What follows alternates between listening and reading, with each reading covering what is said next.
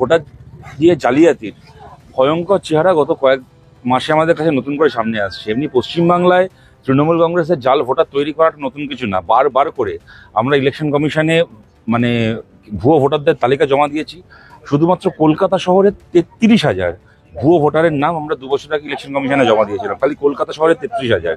এছাড়া মারা গেছেন 12 বছর, 14 বছর, 15 বছর আগে মারা গেছেন, কিন্তু তাদের নাম ভোটার লিস্ট থেকে রিলিট হচ্ছে না। এরকম ঘটনাও একটার পর একটা আছে। আপনাদের একটা উদাহরণ আপনাদের সবার মনে থাকবে, সল্টলেকে মারা যাওয়ার পরে দ্বিজেন বন্দ্যোপাধ্যায় এসে ভোট দিয়ে গেছেন। সুতরাং এই ঘটনাগুলো ছিলই, কিন্তু ইদানিংকালের মধ্যে যেটা হয়েছে, কদিন আগে দিল্লির ইলেকশনে যেটা সামনে আসলো, হরিয়ানা থেকে ভোটারদেরকে নিয়ে গিয়ে দিল্লিতে নাম তুলিয়ে ভোট করানো হয়েছে। এখন আপনি যেটা বললেন যে একই এপিক নাম্বারে দুটো রাজ্যের ভোটার, সুতরাং সেন্ট্রাল ইলেকশন কমিশনকে এখানে পরিষ্কার ব্যাখ্যা দিতে হবে যেগুলো কিভাবে সম্ভব হচ্ছে, কিভাবে। এবং আজকের দিনে যেখানে বিজ্ঞান প্রযুক্তি এগোতে এগোতে এই জায়গায় পৌঁছে গেছে, সেখানে তো একটা সহজ একটা সফটওয়্যার রান করানোর ব্যাপার। একটা সফটওয়্যার আপনাকে 1 মিনিটের মধ্যে বলে দেবে ভারতের কোথায় কোথায় কোন কোন ভোটার লিস্টে মাল্টিপল এন্ট্রি হয়ে আছে। তারপরও সেইগুলো রয়ে যাচ্ছে। এগুলো তো ইলেকশন কমিশন না চাইলে এটা হয় না। এগুলো কেন হচ্ছে, ওদেরকে তো জবাব দিতে হবে।